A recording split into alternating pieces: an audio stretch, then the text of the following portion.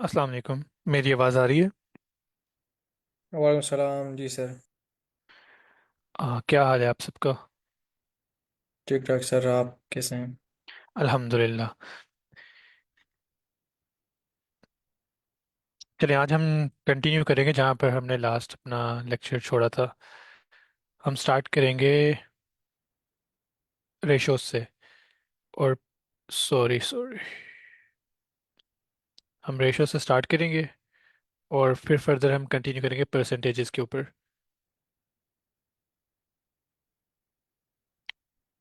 चले।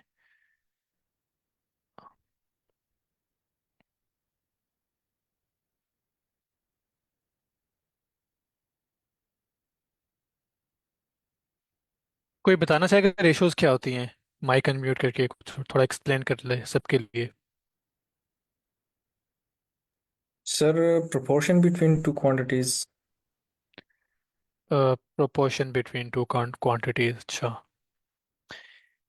Basically ratios का मतलब ये होता है कि अगर फर्ज करें मेरे पास 10 एप्पल्स पड़े हुए हैं एक जगह पर और 5 ऑरेंजेस हैं। अब अगर मैं देखना चाहता हूँ कि ये एक दूसरे के साथ इनकी रेशो, इनकी फ्रैक्शन क्या है, मतलब ये किस क्वांटिटी में अपीयर हो रहे हैं। तो हम कहेंगे, इसको समझने के लिए बेसिकली रेशोज होती हैं हमारे पास पर 100%। मतलब 100% के अंदर एक चीज़ की कितनी वैल्यू आ रही है और दूसरी चीज़ की कितनी वैल्यू आ रही है। जैसे फर्ज करें मेरे पास, इमेजिन करें मेरे पास 100 टोटल एप्पल्स हैं, टोटल फ्रूट्स जो है मेरे पास 100 हैं। इसमें मेरे पास 80 जो हैं वो बनानाज हैं और 20 जो है मेरे पास वो ऑरेंजेस है।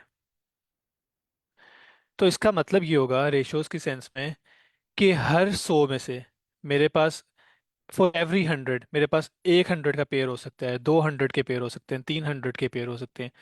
फॉर एवरी पेयर ऑफ 100 मेरे पास उस पेयर के अंदर 80 बनानाज होंगे और 20 ऑरेंजेस होंगे।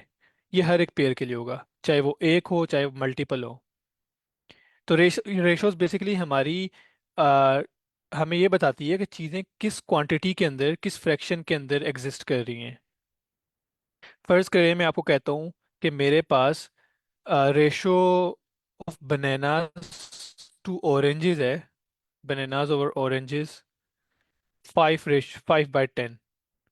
और अगर हम इसको सिंप्लीफाई करें 1/2, इसका क्या मतलब है?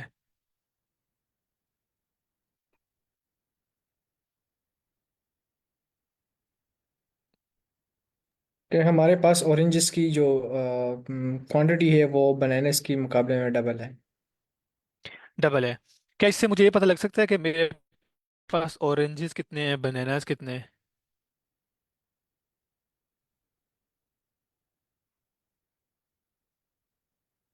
एनीवन? क्या मुझे ये फ्रैक्शन जो मैंने यहाँ पर रेशो मेंशन की है, bananas to oranges is equal to 1/2, क्या ये मुझे बता रही है कि मेरे पास टोटल बनानास कितने और टोटल ऑरेंजेस कितने हैं? जी सर। सर, अगर हम 100 में इसकी वैल्यू मालूम करें तो कर सकते हैं। क्या होगी? I think 60 ratio, 60 plus ratio something होगी। नहीं, ये मुझे टोटल वैल्यू नहीं बता सकती। रेशो जैसे एक मेजर है जो मुझे बताती है कि मेरा डेटा किस डिस्ट्रीब्यूशन में आ रहा है। रेशो मुझे कभी भी टोटल नहीं बता सकती अनके एक्सप्लिसिटली मेंशन हो। इसका मतलब ये है इस पूरी रेशो का कि मेरे पास अगर 3 फ्रूट्स पड़े हैं, उसके अंदर 2 बनानास होंगे और एक ऑरेंजेस होगा, एक ऑरेंज होगा। मैं ये नहीं बता सकता कि मेरे पास टोटल कितने होंगे। तो ये चीज़ आपने ये जहन में रखनी है कि इसका मतलब, रेशो का मतलब टोटल नहीं होता। टोटल इसका कोई मल्टीपल हो सकता है। जैसे फर्ज करें मेरे पास चीज़ें इस फ्रैक्शन, इस रेशो के अंदर आ रही हैं, इस प्रोपोर्शन के अंदर मेरे पास चीज़ें एग्जिस्ट कर रही हैं। तो मेरे पास टोटल जो है वो कुछ भी हो सकता है। टोटल मेरे पास हो सकता है टोटल 3 फ्रूट्स हो सकता है मेरे पास टोटल 6 फ्रूट्स हो, टोटल 9 फ्रूट्स हो, टोटल 12 फ्रूट्स हो। लेट्स से मेरे पास टोटल 12 फ्रूट्स हैं। तो 12 फ्रूट्स की डिस्ट्रीब्यूशन कैसे होगी? 12 फ्रूट के अंदर मेरे पास वन वन थर्ड जो होगा मेरी टोटल फ्रूट्स का वो होंगे बनानास, और जो टू थर्ड होगा मेरे टोटल फ्रूट का वो होगा मेरे पास ऑरेंजेस। तो जब मैं इसको सिंप्लीफाई करूंगा तो इसका मतलब फॉर एवरी 12 मेरे पास चार बनानास होंगे, और 8 मेरे पास ऑरेंजेस होंगे। तो मुझे रेशो कभी भी ये नहीं बताएगी कि मेरे पास टोटल वैल्यू कितनी है या टोटल क्वांटिटी कितनी होगी चीज़ों की। वो मुझे सिर्फ ये बता सकती है कि चीज़ें आ किस डिस्ट्रीब्यूशन के अंदर रही हैं, उनकी प्रोपोर्शन क्या है। कि वो फर्ज करें हम, प्रोपोर्शन से यही मुराद है कि अगर मैं एक उसका पेयर लूँ, इसके अंदर ना मिनिमम जो पेयर बनता है वो 3 का बनता है। इसको याद रखने का सबसे आसान तरीका यही है कि इसके अंदर जो मिनिमम पेयर बनता है वो 3 का बनता है, क्योंकि 1:2 है ना। हमारे पास टोटल 3 क्वांटिटी होगी, उसके अंदर से एक क्वांटिटी हमारे पास बनानास बन जाएगी, और सेकंड क्वांटिटी हमारे पास ऑरेंजेस बन जाएगी। तो रेशो हमें ये बताएगी कि हमारे पास तीन तीन के जितने भी पेयर रहेंगे, फर्ज करें तीन के हमारे पास 5 6 7 जितने मर्जी पेयर हैं, हर एक पेयर के अंदर जो हमारी डिस्ट्रीब्यूशन होगी वो यही होगी कि पहले हमारे पास एक बनाना होगा और दो ऑरेंजेस होंगे। One banana, two oranges. हर एक पेयर के अंदर इसी तरह डिस्ट्रीब्यूशन होगी, one banana two oranges, so and so forth. ये कुछ भी वैल्यू हो सकती है, डिपेंड नहीं करता कि हमारे पास तीन ही हो, ये 6 हो सकती है, 9 हो सकती है, 15 हो सकती है। लेकिन ये मल्टीपल 2 मल्टीपल 3 का ही होगा। ये हम इससे ज़रूर डिटरमिन कर सकते हैं कि मेरे पास जो टोटल क्वांटिटी होगी वो मल्टीपल 3 की होगी, इसके अलावा किसी और का मल्टीपल नहीं हो सकती। ये कॉन्सेप्ट क्लियर है? जी सर।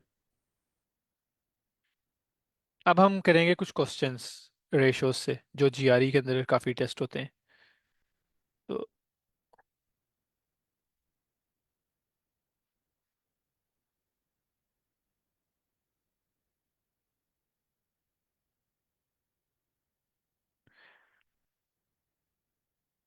अच्छा, स्क्रीन के ऊपर मैंने क्वेश्चन लिखा है, आप अपने एंड पे ट्राई कर ले, फिर माइक अनम्यूट करके जो बताना चाहे, तो फिर हम साथ गो थ्रू कर लेंगे इन क्वेश्चंस को।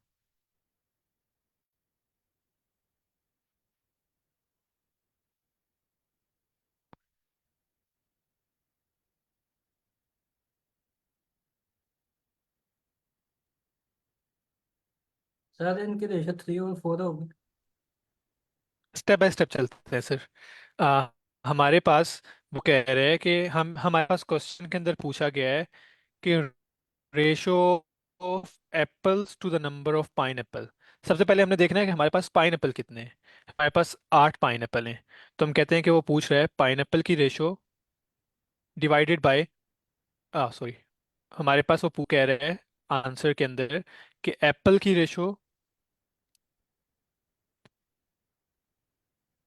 डिवाइडेड बाय पाइन एप्पल की रेशो। या अगर मैं लिखना चाहूँ तो मैं ऐसे भी लिख सकता हूँ, Apple ratio, pine Apple ratio. तो हमारे पास एप्पल्स कितने हैं? हमारे पास एप्पल्स है 6, और हमारे पास पाइन एप्पल कितने हैं? पाइन एप्पल की टोटल क्वांटिटी है 8। तो जब हम इसको रेशो की फॉर्म में लिखेंगे ये आ जाएगा 6/8, और जब हम इसको सिंप्लीफाई करेंगे तो ये आ जाएगा 2 3 3/4।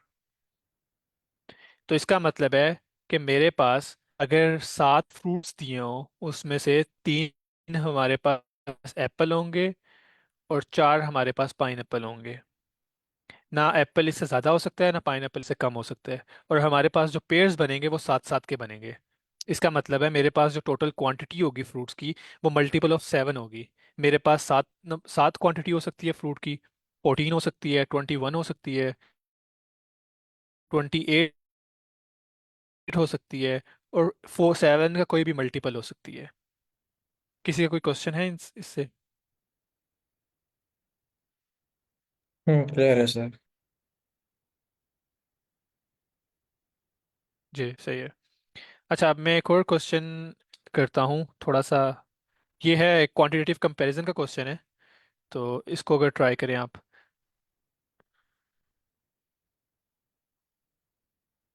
या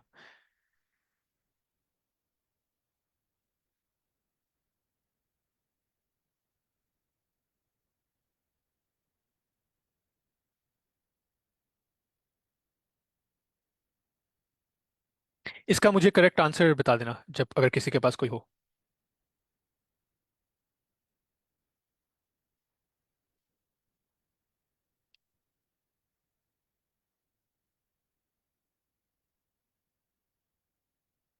कोई शेयर करना चाहेगा अपना सोल्यूशन? चलें हम इसको डिस्कस कर लेते हैं। हमारे पास वो क्वेश्चन में कह रहा है कि जो हमारे पास बास्केट के अंदर क्वांटिटी गिवन है वो है 2 मैंगोज एंड 6 एप्पल्स।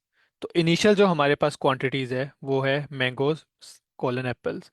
तो हमारे पास मैंगोज है 2, और ये है एप्पल्स, और एप्पल्स है हमारे पास 6। तो अगर मैं इसी वक्त अपनी करंटली अपनी रेशो लूँ तो ये रेशो बनेगी 2/6, 1/3। लेकिन वो मुझे कहता है कि 2 mangoes and 2 apples are then added to the basket. तो हमारे पास जो ओरिजिनल रेशो थी उसके अंदर वो कह रहे हैं कि हमारे पास 2 मैंगोज आए हैं और 2 ही एप्पल्स ऐड हुए हैं। तो अब हमारे पास मैंगोज की टोटल क्वांटिटी बन जाएगी 4, और एप्पल हो जाएंगे टोटल 8।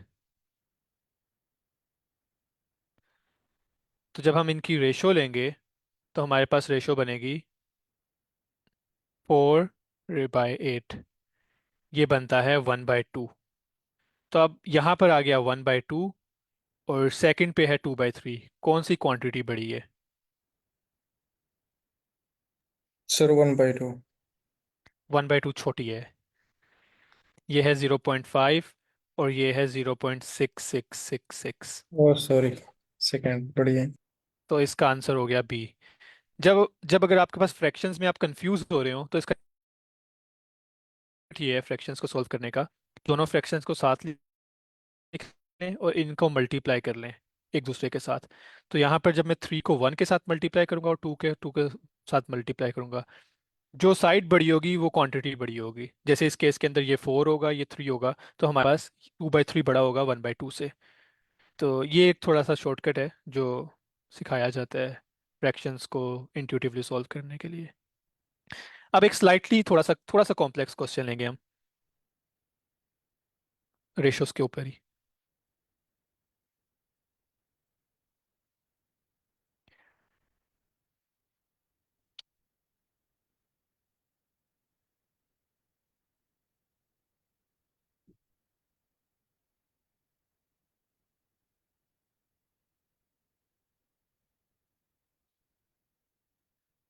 आपने अपने इन पे अंडरस्टैंड कर लिए?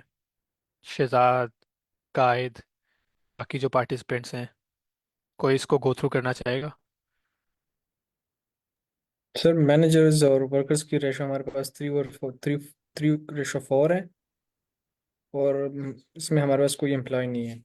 तो अगर हमारे पास 15 to 18 वर्कर्स हो कंपनी के, तो हमें कितने एम्प्लॉयज टोटल होने चाहिए?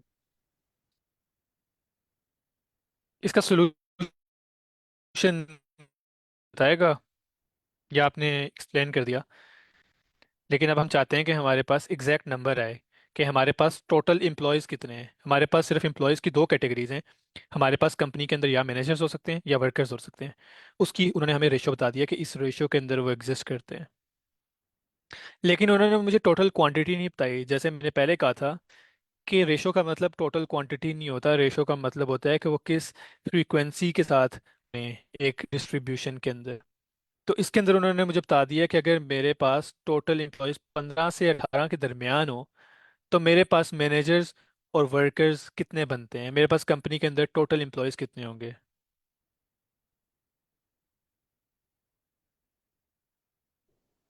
सर आई थिंक ये 7 का पेयर एक बनेगा, तो 7 के मल्टीपल्स हम करके देख सकते हैं। जी जी। तो सर 14 18 से कम है, वही आ रहा है इधर। अगर 18 से ज्यादा आएगा तो 21 आएगा। हम्म। हम्म, ठीक है, चलें इसको हम सॉल्व कर लेते हैं।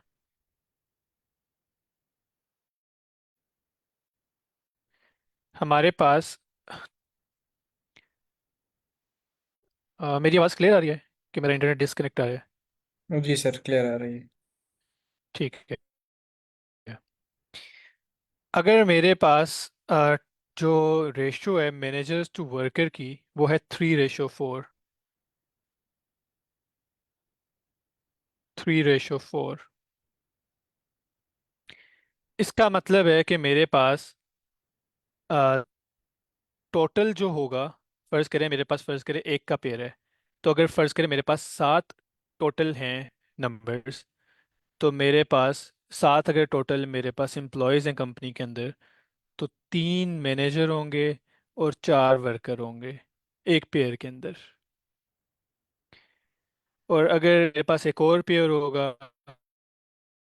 के अंदर होंगे 7 workers, 7 total number, 3 managers, 4 employees. तो ये बन गया मेरे पास टोटल 14। लेकिन मेरे पास वो क्वेश्चन के अंदर कहता है कि अगर 15 से 18 के दरमियान हाँ वर्कर्स, तो फिर क्या होगा? तो सिर्फ हम वर्कर्स की रेशो लेंगे, तो इसकी तकरीबन हमारे पास 416, तो 16 बनेंगे फिर। ये पॉसिबल ही नहीं है, क्योंकि हमारे पास जो रेशो होती है, जो होता है रेशो के अंदर, हमारे पास वो मल्टीपल ऑफ 7 में आना चाहिए।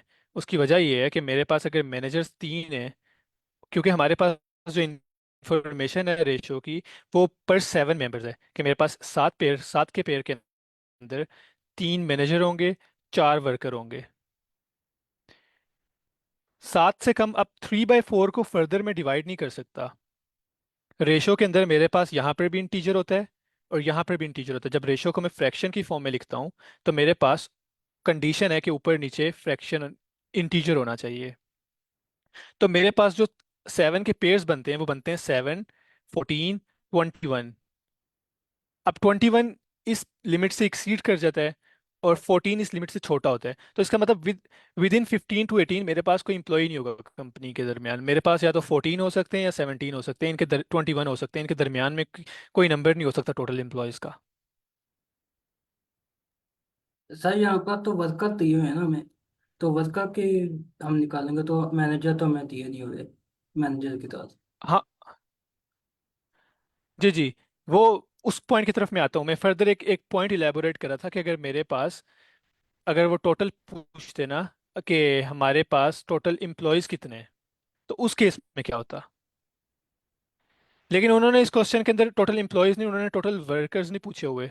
उन्होंने टोटल, हमारे पास टोटल एम्प्लॉयज़ नहीं पूछे, उन्होंने टोटल वर्कर पूछे हुए हैं, जो कि आ रहे हैं हमारे पास 4 की रेशो में। मतलब आउट ऑफ 7 हमारे पास 4 एम्प्लॉयज़ होते हैं।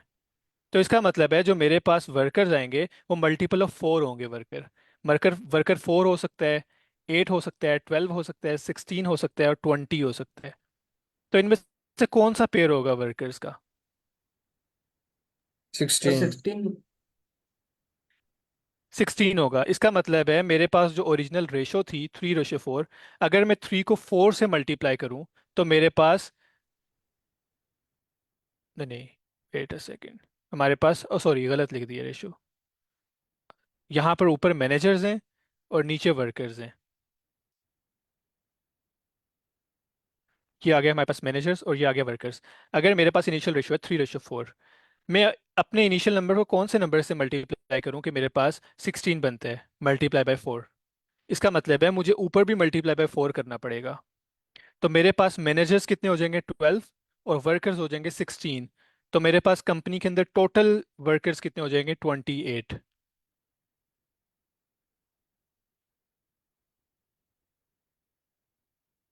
ये पॉइंट क्लियर है?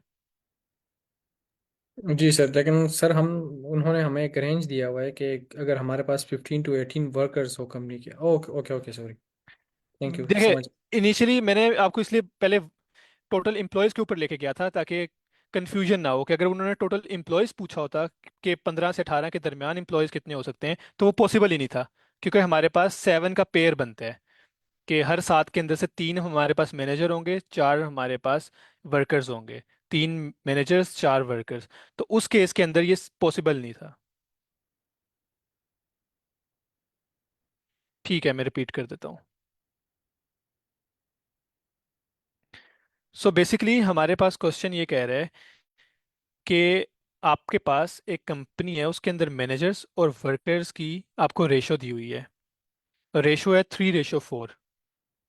और रेशो के अंदर कभी भी हमारे पास टोटल की इंफॉर्मेशन नहीं होती, वो हमें ये बता सकता है कि आउट ऑफ 7 पेयर, जैसे इस रेशियो के अंदर बता रहे हैं, आउट ऑफ 7 नंबर्स, 3 हमारे पास मैनेजर्स होंगे, 3 मैनेजर्स होंगे और 4 वर्कर्स होंगे, लेकिन मेरे पास टोटल की इंफॉर्मेशन नहीं है। लेट्स से अगर वो मुझे कहे कि हमारे पास एम्प्लॉयज जो हैं कंपनी के, उसके अंदर मैनेजर्स हैं और वर्कर्स हैं, उनकी रेशियो आ रही है 3/4, और मेरे पास एम्प्लॉयज और मैनेजर्स, जो टोटल एम्प्लॉयज हैं कंपनी के अंदर, वो 15 से 18 के अंदर आ रहे हैं। क्या ये पॉसिबल है मैडम? आ, शिल्पा, मैडम शिल्पा, चैट के अंदर आप बता दें।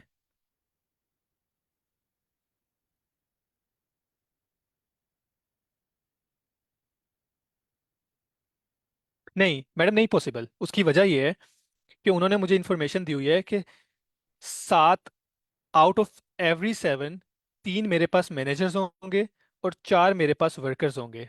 ये हो गया 7 का पहला पेयर। अब मैं 7 के जब सेकंड पेयर के ऊपर जाऊंगा, मेरे पास इसके अंदर भी 3 हैं मेरे पास मैनेजर्स और 4 हैं वर्कर्स। ये मेरे पास इस वक्त कितने इंप्लॉयज हो गए? टोटल 14। अब जब मैं एक और पेयर के ऊपर जाऊंगा, तो मेरे पास वो कहते हैं मैनेजर्स और 4 हैं वर्कर्स। अब ये मेरे पास टोटल हो जाता है 21। और हमारी जो इनिशियल रेंज थी वो थी 15 से 18। इसका मतलब है 15 से 18 के दरमियान हमारे पास टोटल इंप्लॉयज नहीं हो सकते। हमारे पास टोटल इंप्लॉयज मल्टीपल ऑफ 7 होगा हमेशा, क्योंकि हमारी रेशो इस तरह दी हुई है। अब पॉइंट क्लियर है मैडम?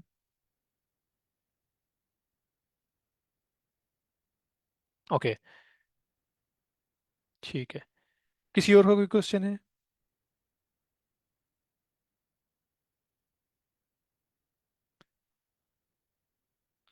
अब इसी पॉइंट को फर्दर होन इन करने के लिए एक और मेरे पास क्वेश्चन है, जो हम डिस्कस कर लेते हैं।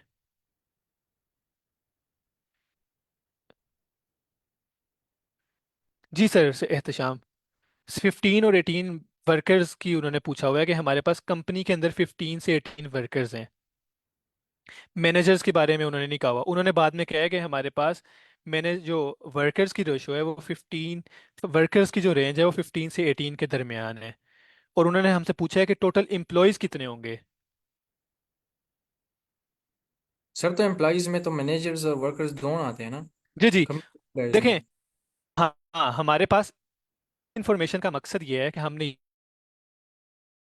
नोट करना है कि हमारे पास 7 का कौन सा मल्टीपल बनता है। आपको समझ आइए ये बात, कि हमारे pass out of every 7, out of every 7 3 हमारे पास बनते हैं हमेशा मैनेजर्स और 4 बनते हैं वर्कर्स। इसी तरह अगर मैं करता जाऊं, 3 managers, 4 workers, 3 managers, 4 workers, 3 managers, 4 workers. उन्होंने कहा कि मेरे जो वर्कर्स हैं, इस चीज़ को देखना है आपने, जो मेरे वर्कर्स हैं उनकी जो रेंज है आउटपुट के अंदर, वो 15 से 18 के दरमियान है।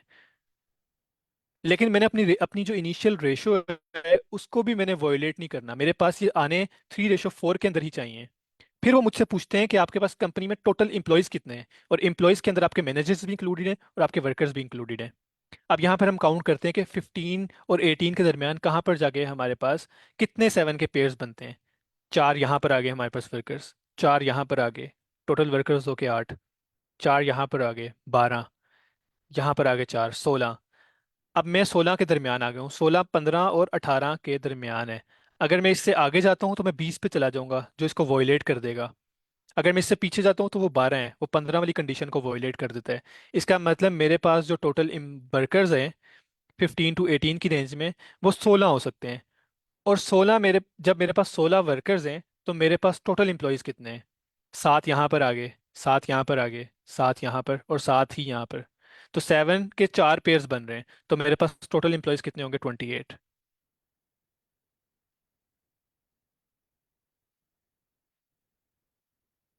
ओके, ठीक है।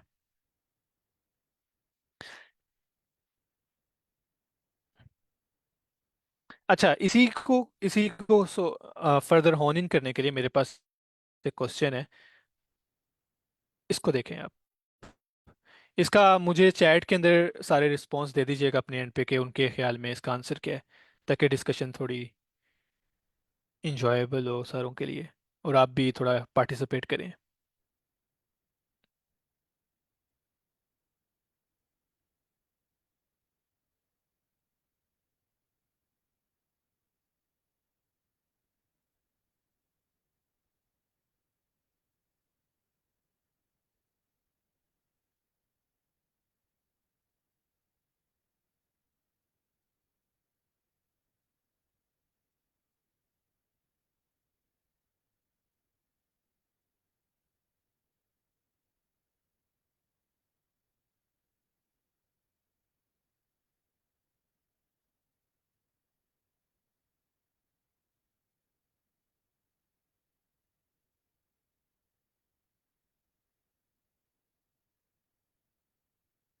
मैडम सहर ने कहा है कि इसका आंसर होगा इक्वल। बाकी एग्री करते हैं इससे? सर 13:16 की जो हमारे पास वैल्यू आती है वो 0.81 आती है। एंड जी। ऑन ट्यूसडे की रेशो हमारे पास आती है 0.75। तो हम राउंडिंग अप कर सकते हैं, मतलब अगर इसकी नहीं नहीं नहीं नहीं, डेसिमल। राउंडिंग नहीं करनी इसमें, इस केस में।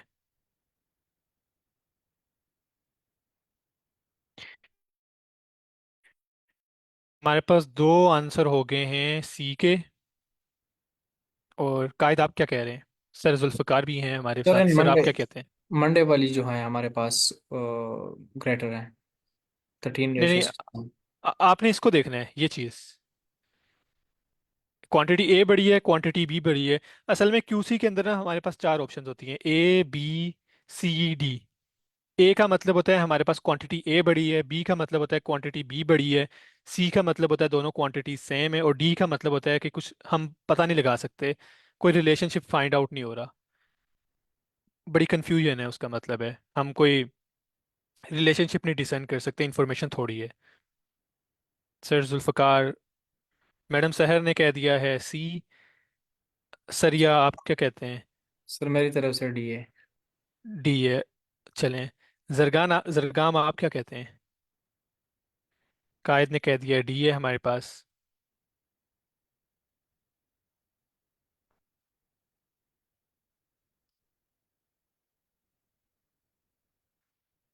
चलें इसको डिस्कस कर लेते हैं, इसका करेक्ट आंसर क्या है।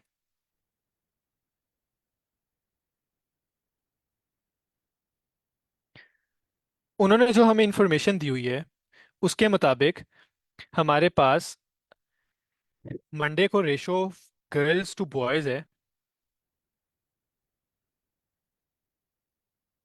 13:6। लेकिन को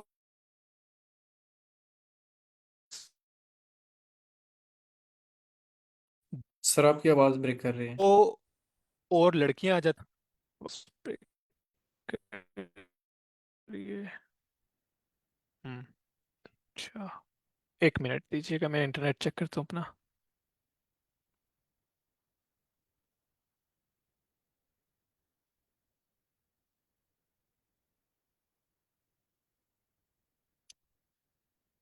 मेरी आवाज़ अभी भी ब्रेक हो रही है? अभी क्लियर है सर। अभी क्लियर है। इंटरनेट का थोड़ा इश्यूज चल रहा है मेरे साइड पे, तो अपोलॉजीज। तो उन्होंने कह दिया कि हमारे पास दो गर्ल्स ऐड होगी और चार बॉयज ऐड होगी। तो अब अगर हम इसकी रेशो निकालेंगे तो ये हो जाएगा 15/20। जब इसको हम सिंप्लीफाई करेंगे तो ये हो जाएगा 3/4। यहाँ पर हमारे पास, मैंने जैसे पहले कहा था, रेशो हमारे पास टोटल क्वांटिटी नहीं देता। जहाँ पे हमने कहा है कि हमारे पास number of girls to number of boys 13/16 है, वहाँ पर मैं ये कह सकता था मेरे पास number of girls over boys 26/32 है।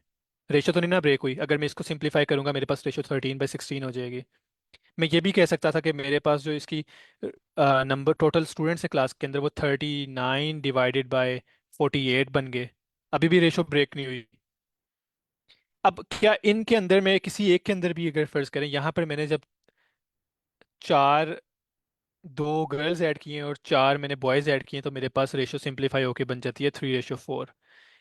जब मैं यहाँ पर दो स्टूडेंट्स ऐड करता हूँ तो ये बन जाती है 28 डिवाइडेड बाय, और इसके अंदर चार स्टूडेंट्स ऐड कर दिए 36। क्या ये रेशो 3:4 बनती है? क्या ये 3:4 सिंप्लीफाई होती है?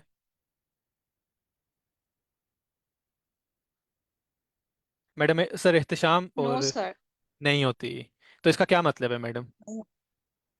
सर इसका ये मतलब है कि अगर वहां पे रेशो है तो हमने उसका रेशो के साथ रिलेशन देखना है। अगर वहां पे नंबर्स होंगे फिर हम ऐड कर सकते हैं, लेकिन अगर हमारे पास रेशो होगी तो हम उसको पहले उसकी रेशो को इंक्रीज करके फिर रिलेशन निकालेंगे। और इसका आंसर डी होगा कि अनप्रिडिक्टेबल होगा ये। अनप्रिडिक्टेबल होगा, एग्जैक्टली exactly। तो इसको इसको जब लिखना है ना, जब भी रेशो को आपने, तो अपनी आसानी के लिए, ताकि आपको याद दहानी रहे, आपने यहाँ पर एक एक्स डाल देना है। और एक्स की कोई भी वैल्यू हो सकती है वन से बड़ी। वन भी हो सकती है, वन से बड़ी कोई भी वैल्यू हो सकती है। एक्स टू हो सकता है, एक्स थ्री हो सकता है, एक्स फोर हो सकता है। तो क्योंकि ईटीएस ना इस तरह के क्वेश्चन के अंदर ट्रिक करता है, यूजर एक्स की वैल्यू वैल्यू के ऊपर ही देखेगा जो टेस्ट टेकर है, तो फौरन ए सिलेक्ट कर देगा या सी सिलेक्ट कर देगा, वो उसका दूसरा केस कंसिडर नहीं करेगा, और यहाँ पर वो आपको ट्रैप में फंसा लेगा। तो इस चीज़ को ध्यान रखना है कि रेशो का मतलब हमारे पास टोटल क्वांटिटी नहीं होता। रेशो का मतलब होता है कि आउट ऑफ 100 या उस पर्टिकुलर इंटरवल के अंदर हमारे पास इतने एक चीज़ आ रही है, इतनी दूसरी चीज़ आ रही है। एक चीज़ क्लियर है? देखिए मुझे समझ नहीं आई सर, आपने किस तरह किया? अगर आपने दो में ऐड किए हैं, दो और चार, मैं उसके कर बाद भी तो वो रेशियो ब्रेक नहीं होती, तो फिर तो बी नहीं आना चाहिए, क्वांटिटी बी। चलें देख लेते हैं। आ, आप कॉल पे ही रहें जरा, साथ साथ डिस्कस कर लेंगे ताकि आपकी भी इंगेजमेंट हो। देखें, इनिशियली मेरे पास थे number of ratio of girls to boys 13:16, ऐसा ही है।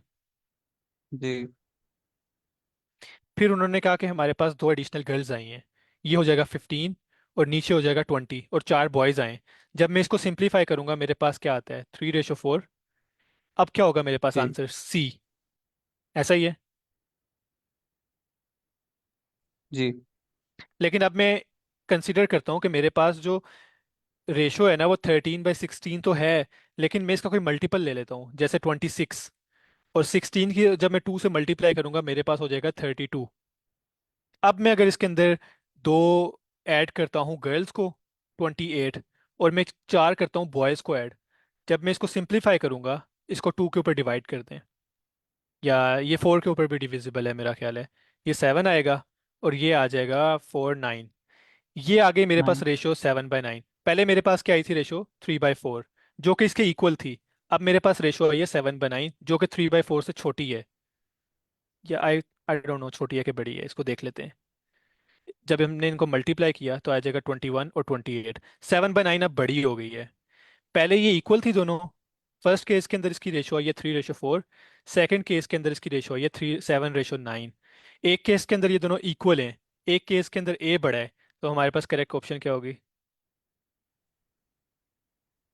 डी। डी। क्लियर है आपको? जी सर, यूं तो क्लियर है। अगर वो क्योंकि शॉर्ट टर्म टाइम बहुत बहुत कम होता है, हम वैसे डायरेक्टली उसमें ऐड करके देखा जाए, तो जैसे आप कह रहे हैं कि उसका मल्टीपल लें, तो उस अगर उस सिंप्लीफिकेशन में जाएं तो फिर तो क्वेश्चन गलत हो जाएगा। 3/4 नहीं। वो वाला जी जी। जवाब हम लिख देंगे। हाँ, बात आपकी सही है। उसके लिए आपने क्या करना है, जैसे ही आप क्वेश्चन सॉल्व करने लगे आपने सबसे पहले रेशो लिखनी है इसकी, इस तरह करके 13/16, और आपने साथ यहाँ पर एक्स डाल देना है अपने आप को याद करवाने के लिए कि मुझे इसके एक नहीं इसके दो पेज चेक करने हैं। आप एक 1 के लिए चेक कर लें और दूसरा 2 के लिए चेक कर लें। जब आप 1 के लिए चेक करेंगे आप कहेंगे ये दोनों तो इक्वल हैं। जब आप 2 के लिए चेक करेंगे 13 × 2 करेंगे और 16 × 2 करेंगे, फिर आप इन दोनों के अंदर ऐड कर देंगे 2 + 4। तो ज़्यादा टाइम नहीं लगेगा, जब आप प्रैक्टिस करेंगे ना इन चीज़ों की, तो ये आपको इंट्यूटिवली समझ आना शुरू हो जाएगी कि हाँ मुझे दो केसेस चेक करने, एक केस के ऊपर मुझे रिलाई नहीं करना। ईटीएस मुझे फंसाने की कोशिश करता है क्वेश्चन गलत करवाने के लिए। तो ये किसी पर्टिकुलर क्वेश्चंस के लिए ये मल्टीप्लाई करेंगे या तमाम क्वेश्चंस के लिए करेंगे? रेशोज जहाँ पर भी होंगे ना, रेशोज के अंदर आपने याद रखना है कि हमारे पास रेशो टोटल क्वांटिटी नहीं बताती। रेशो हमें वो ये बताती है कि एक मल्टीपल के अंदर, जैसे हमारे पास इस केस के अंदर टोटल क्वांटिटी कितनी बन सकती है? 29। आउट ऑफ 29 हमारे पास 13 जो होंगी वो लड़कियां होंगी और 16 वो लड़के होंगे। अब वो 29 का कोई भी पेयर हो सकता है, हो सकता है वो 2900, हो सकता है वो 29 को अगर 2 से मल्टीप्लाई करें हमारे पास बनता है 58। हो सकता है हमारे पास 58 गर्ल्स और बॉयज हों क्लास के अंदर। हो सकता है हमारे पास इसका कोई और मल्टीपल हो। तो रेशो आपने हमेशा याद रखना है, चाहे जिस मर्जी क्वेश्चन के अंदर आए, कि रेशो हमारे पास टोटल वैल्यू नहीं देता, हमें हमें वो सिर्फ फ्रैक्शन बताता है। सर क्लियर है आपको? ठीक है जी सर जी। ठीक है, अब हम डिस्कस करेंगे परसेंटेजेस को। परसेंटेज का क्या मतलब होता है? Number in 100, 100। 100 में कितनी वैल्यू है? 100 के अंदर कितनी वैल्यू? अगर फर्ज करें मैं कहता हूँ कि व्हाट इज 100% ऑफ 2, तो इसका आंसर क्या होगा? सर 2 ही होगा। नहीं नहीं, 100% ऑफ टू, चलें ठीक है, टू होगा। अगर मैं कहता हूँ कि 50% ऑफ टू क्या होगा? सर हाफ हो जाएगा। क्या होगा, क्या exactly answer, sir exact 1। Answer? तो 1 वन होगा। आंसर 1 हो जाएगा। अब मैं आपसे पूछता हूँ कि मेरे पास, मैं आपके सामने एक क्वेश्चन रखता हूँ। इजी है, आपने जो अभी मुझे बात बताई है इसी को फॉलो करना है। 40 इज व्हाट परसेंट ऑफ 25?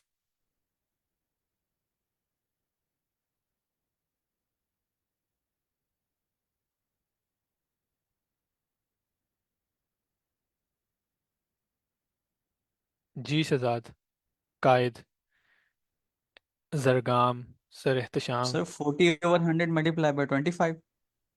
दोबारा बताएं, मैं लिखता हूँ 40।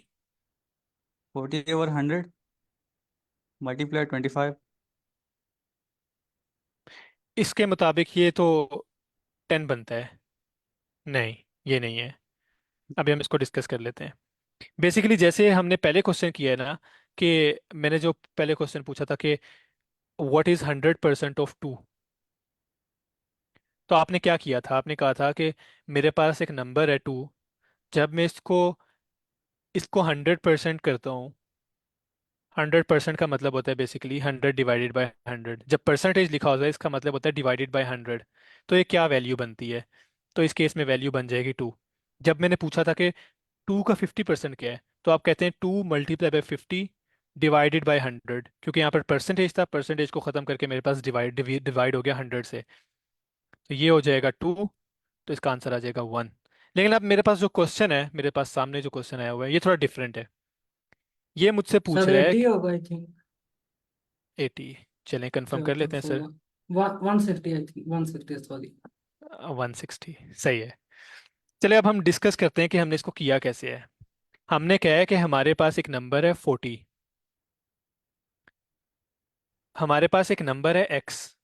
जब मैं उस नंबर का 25% लेता हूँ ना, आपको इस नोटेशन का आइडिया है जो मैंने पॉइंट में लिख दी है? जी सर। ठीक है। इसका मतलब है बेसिकली कि अगर मैं यहाँ पर लिखता हूँ 25 ÷ 100, ये सेम चीज़ें हैं। मैं कहता हूँ मेरे पास एक नंबर है x, जब मैं उसका 25% लेता हूँ तो मेरे पास क्या बन जाता है? मेरे पास 40 होता है। तो बेसिकली क्या होगा, मुझे वो एक्स नंबर फाइंड आउट करने के लिए मैं 100 को राइट हैंड साइड पे ले जाऊंगा और 25 को डिवाइड कर दूंगा, तो ये हो जाएगा 40 × 100 डिवाइडेड बाय 25। जब मैं इसको सॉल्व करूंगा तो मेरे मेरे पास क्या आ जाएगा? एक्स 160। इसका मतलब है एक्स वो नंबर है जिसका 25% 40 बनता है। हाँ, अगर हमने इसको वेरीफाई करना हो तो हम वेरीफाई भी कर सकते हैं। हम लेते हैं 160, अब हम इसका 25% लेते हैं। अब हम इसका 25% लेने के लिए क्या करेंगे? 25 ÷ 100। अब हम देखेंगे क्या ये 40 के इक्वल आता है। 100 को इधर कैंसिल कर दिया, नीचे बचा मेरे पास 10, 2 5 8। 8 5 क्या होता है? 40। तो इसका मतलब है मेरे पास 160 ही वो नंबर है जिसका 25% मेरे पास 40 बनता है। ये पॉइंट क्लियर है? सर काइंडली रिपीट कर दे इसको। मैं रिपीट कर, कहाँ से थोड़ा कंफ्यूज हो गए हैं आप? सर ये x मल्टीप्लाई बाय 25 और 100 ये किस तरह है? ठीक है, मुझे मेरा आपने एक जहन में है लेकिन आपने इस मुकम्मल मुख्तलिफ कर दिया तो इस ठीक है। इसको ना लॉजिकली लेके चलते हैं। हम उसने क्वेश्चन के अंदर पूछा है कि 40 इज व्हाट परसेंट ऑफ 25। नहीं नहीं, 40 इज, रुकिए मैं इसको सही करता हूँ। सही है। इस क्वेश्चन को पूछने के ना दो तरीके हैं। उसने इस क्वेश्चन के अंदर पूछा है कि,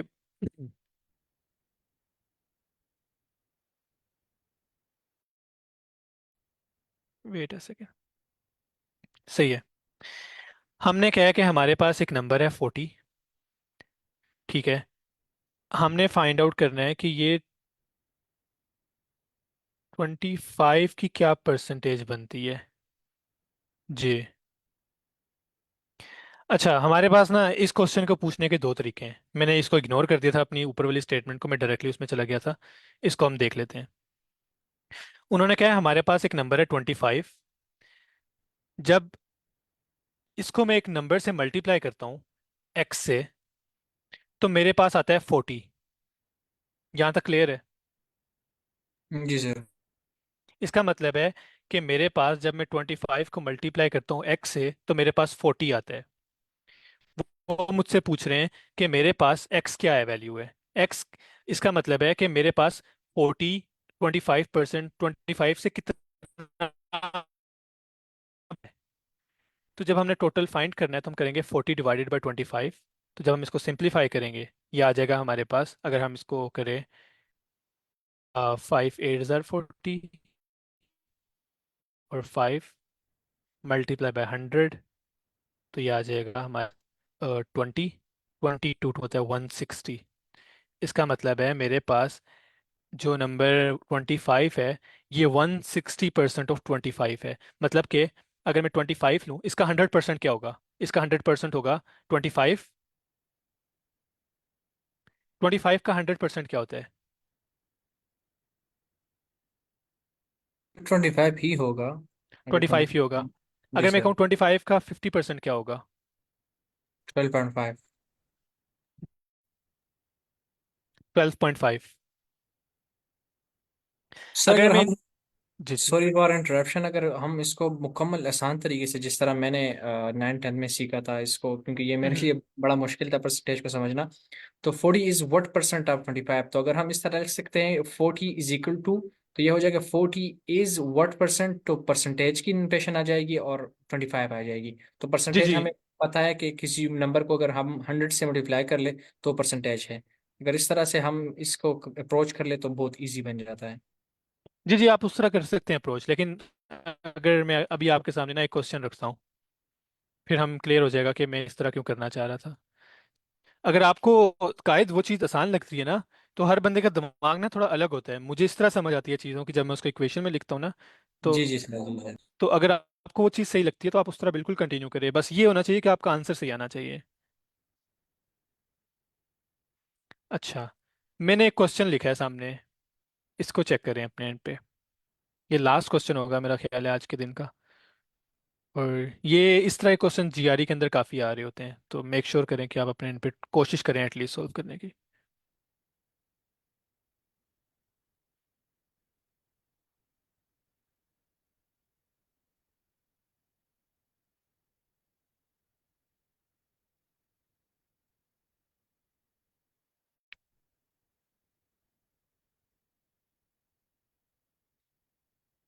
ये 14.5% आता है। देख लेते हैं, मैंने देखा नहीं है अभी। कोई और बताएगा?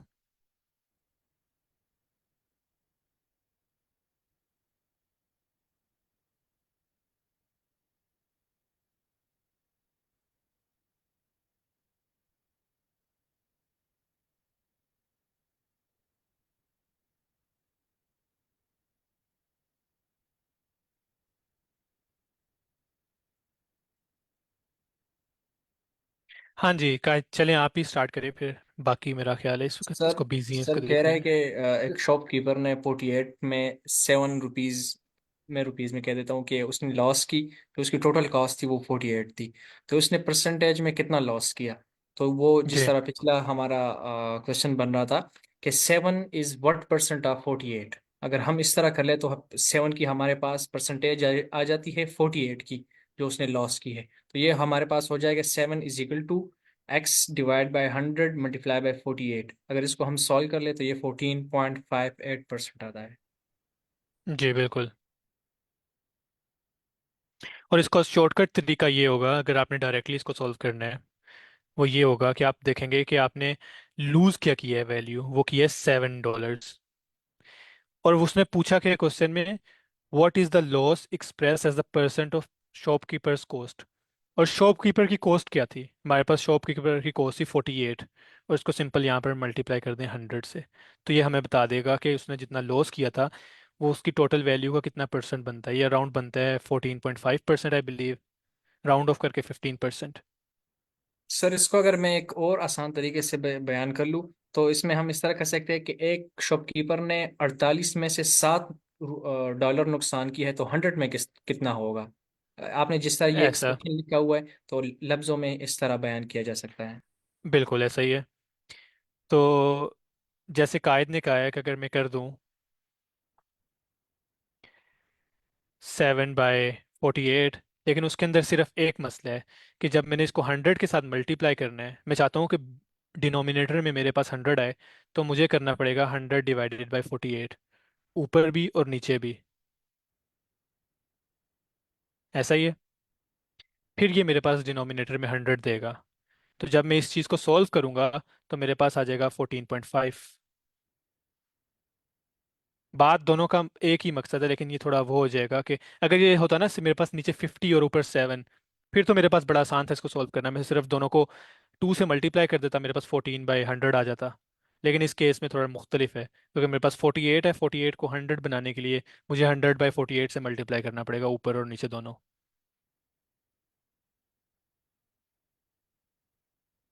क्लियर है कायद?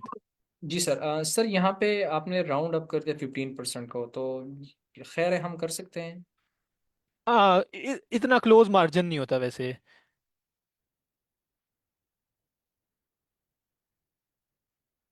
सर बेसिकली इस क्वेश्चन के साथ हमारे पास ऑप्शंस तो थी, मैंने ऑप्शन खुद नहीं लाई कि वो गेसिंग में ना चले जाएं सारे, ताकि प्रॉपर प्रोसेस फॉलो करें। सर एहतशाम, आपके सवाल का जवाब था ये। तो बेसिकली आपकी आंसर चॉइसेस गाइड करती हैं आपको। वो आपको अक्सर क्वेश्चन में भी मेंशन कर देता है, आपने नियरेस्ट इंटीजर तक जाना है, इसको राउंड ऑफ करना है कि नहीं करना।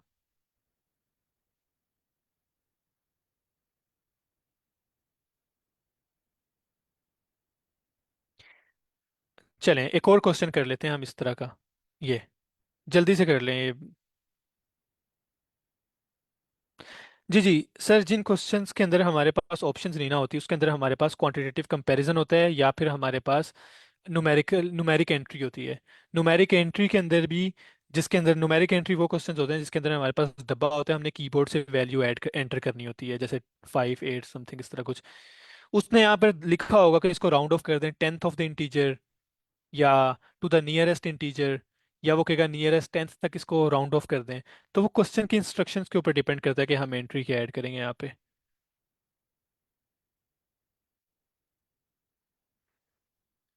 जी सर एहतशाम, आप ही इसको फिर बता दें, आपका ख्याल क्या है अगर आपने इसको सॉल्व किया है तो।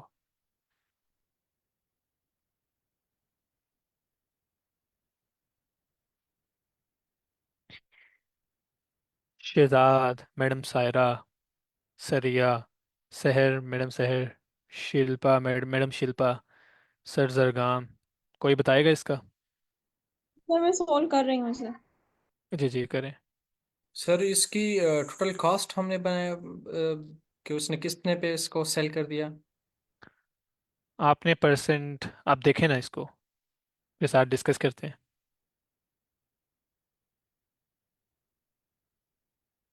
Then he sold the sale oh for sorry sorry, 20। ये क्वेश्चन फ्लॉड है। सॉरी सॉरी, मेरी गलती थी ये। असल में ये ना क्यूसी के क्वेश्चंस थे। मैं क्यूसी के अंदर वो आपको ऑप्शंस नहीं दे रहा था कि ये ना हो कि गेसिंग मोड में चले जाएं सारे। तो ये मेरी मिस्टेक थी। ये क्वेश्चन कर लेते हैं।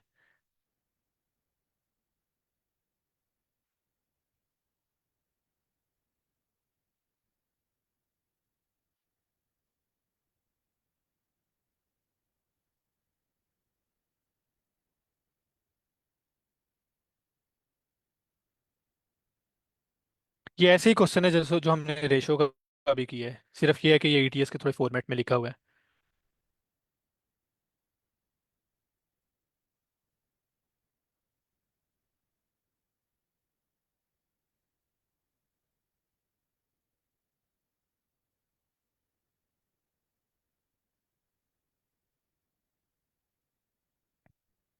ये ऑप्शन हो जाएगी ए, ये होगी बी, ये होगी सी, ये होगी डी। सर एहतशाम कह रहे हैं कि इसका आंसर होगा सी। बाकी क्या कहते हैं?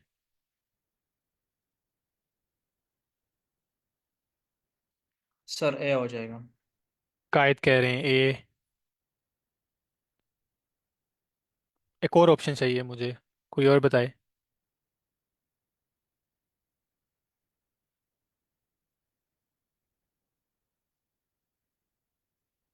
चलें इसको डिस्कस। जी। होगा। अगर परसेंटेज मीन 100, 65 को -100 कर दें तो 35, 65 और 35 की रेशो ले लें तो वो 13:7 आ जाएगा। आप भी कह रही हैं ए इसका आंसर है। सही है। चलिए इसको डिस्कस करते हैं। हमारे पास उन्होंने कहा कि 65% ऑफ स्टूडेंट्स टेक फ्रेंच। जब भी आपके पास परसेंटेज हो ना, आपने इसको 100 में इमेजिन कर लेना है, चाहे जितनी मर्जी वो दे रहा हो। आप समझे कि हमारे पास क्लास के अंदर 100 स्टूडेंट्स थे, क्योंकि रेशो हमारे पास सेम रहती है।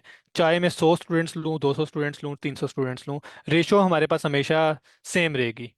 लेकिन अंदर जो डिस्ट्रीब्यूशन है उसको हमने देखना होगा फिर। 200 के अंदर ये चीज़ डबल हो जाएगी, 300 के अंदर ये चीज़ ट्रिपल हो जाएगी, 100 के अंदर ये चीज़ इतनी ही रहेगी। 100 के अंदर 65 जो स्टूडेंट्स हैं वो ले रहे हैं फ्रेंच। अगर 65 स्टूडेंट्स मेरे पास फ्रेंच ले रहे हैं, तो उसका मतलब 35% जो स्टूडेंट्स हैं वो फ्रेंच नहीं ले रहे। तो उसने मुझसे पूछा है कि what is the ratio of number of students who take French to the number of students who do not take French. इसका मतलब जिन्होंने फ्रेंच ली है उनकी रेशियो डिवाइड कर दो जिन्होंने फ्रेंच नहीं ली। मैं करूंगा इसको ऐसे रिप्रेजेंट, इसके ऊपर बार लगा दूंगा। तो मेरे पास जिन्होंने फ्रेंच लिया वो है 65, और जिन्होंने फ्रेंच नहीं ली वो है 35। जब मैं इसको सिंप्लीफाई करता हूँ, ये दोनों 5 के ऊपर जाते हैं। 5 10 50 होता है, 3 और कर दें 13, और 5 7 7 5 35। तो इसकी रेशो बन गई 13:7। Correct option is a. ये पॉइंट क्लियर है? जी सर। ठीक है। एक जल्दी से क्वेश्चन करना है ये, एक पॉइंट क्लियर करना है उसके ऊपर है। हमारे पास थोड़ा सा टाइम रह गया।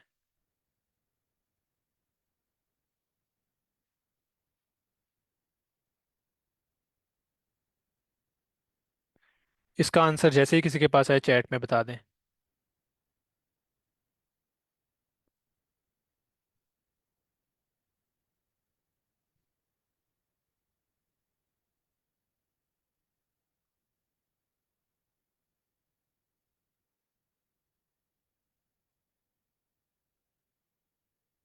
सर यही सेम प्राइस आएगी, $4.58।